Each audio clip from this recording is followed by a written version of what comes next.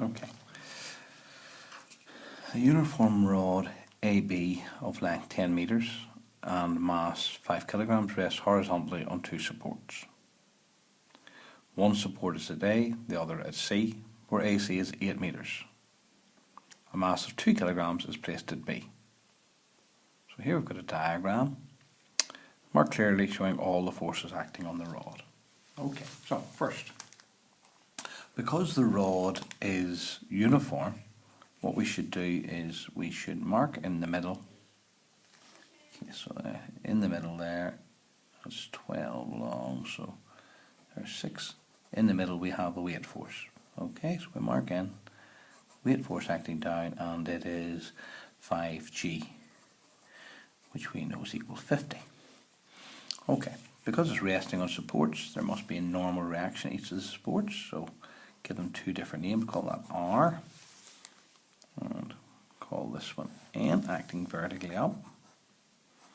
And then last but not least, we're told there is a 2 kilogram mass at B, so we're going to have another weight force acting down of 2G.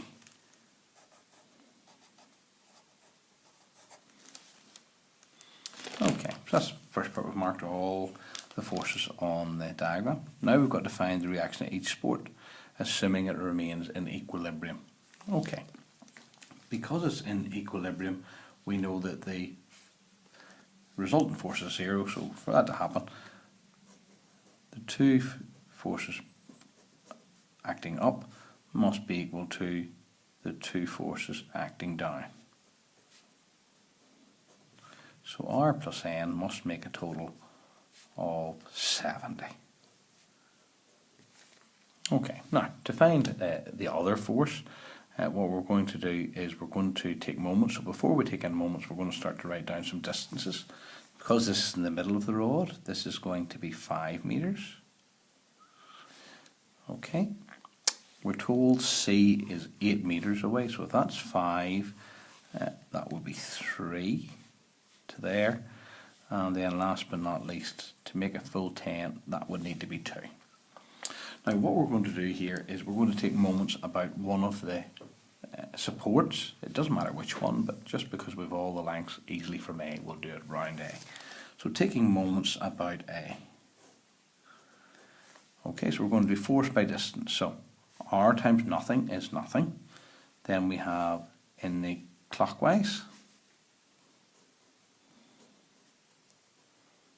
we've got 5 times 5G, so 5 times 50, plus the other force that will be spinning clockwise about A is the 2G force, so that's 10 times 2G, which is 20, so that's the clockwise, and because it's in equilibrium, that must be equal to the anti-clockwise moments. Now if we're taking moments about A, the only force that's going to be in the anti-clockwise direction will be the N force, and it's a distance of 8, so it's equal to 8N. Okay, so we have 250 plus 200 equals 8N, so N is equal to 450 divided by 8, which is equal to 56.25 newtons. So that means R must be equal to 70, take away 56.25, so it's 13.75. So because we put in R and N, we should really rewrite this question in terms of the question. So N is the force at support C and R is the force. So at support A, the normal reaction